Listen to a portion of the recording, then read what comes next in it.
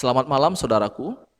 Pada malam hari ini saya akan kembali melanjutkan renungan firman Tuhan di dalam Bilangan pasal 14. Ini adalah respon umat Israel terhadap berita yang mereka dengarkan dari ke-10 pengintai.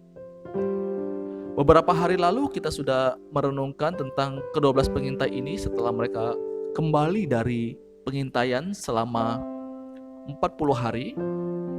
Dan kita mendapati bahwa ada dua respon mereka setelah melakukan pengintaian di tanah Kanaan.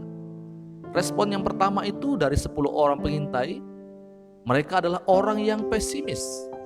Sedangkan respon yang kedua adalah Yosua dan Kaleb, mereka adalah orang yang optimis.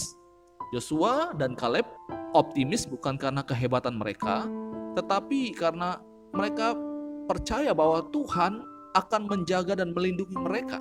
Tuhan yang akan memimpin mereka untuk memasuki tanah Kanaan.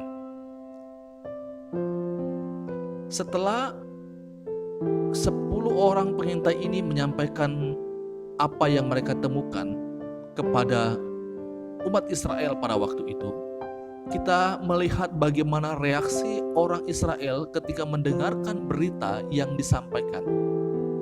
Kita bisa mendapati itu di dalam Bilangan pasal 14 ayat yang pertama sampai ayat yang keempat.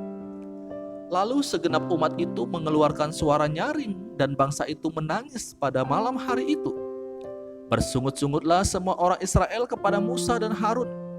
Dan segenap umat itu berkata kepada mereka, sekiranya kami mati di tanah Mesir atau di padang gurun ini, mengapakah Tuhan membawa kami ke negeri ini supaya kami tewas oleh pedang dan istri serta anak-anak kami menjadi tawanan? Bukankah lebih baik kami pulang ke Mesir?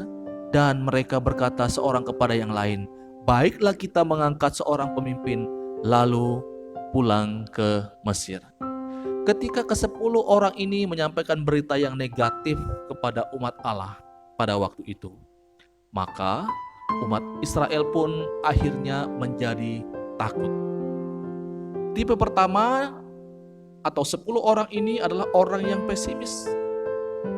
Mereka bukan hanya pesimis, tetapi mereka juga menularkan pesimis ini kepada orang lain, sehingga orang lain juga menjadi takut dan lemah imannya. Saudara, kita bisa lihat bagaimana dampak dari apa yang dikatakan oleh ke-10 orang ini. Hampir sebagian besar bangsa Israel menjadi takut dan bahkan mereka berpikir untuk mencari pemimpin yang baru untuk membawa mereka kembali ke Mesir.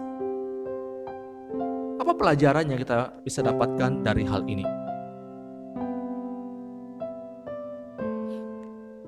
Ketika sikap pesimis itu kita sampaikan kepada orang lain,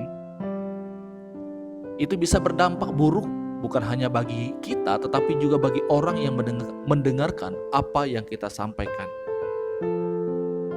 Oleh sebab itu, marilah kita menjadi orang yang selalu optimis.